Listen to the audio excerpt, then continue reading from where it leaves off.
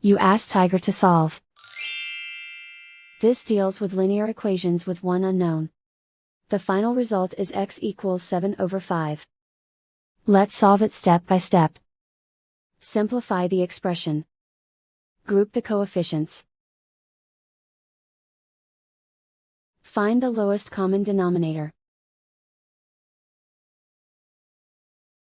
Multiply the denominators. Multiply the numerators. Combine the fractions. Combine the numerators. Isolate the x. Multiply both sides by inverse fraction 66/5.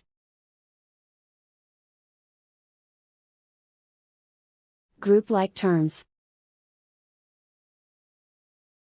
Multiply the coefficients. Simplify the fraction. Multiply the fractions. Simplify the arithmetic. And so the final result is x equals 7/5.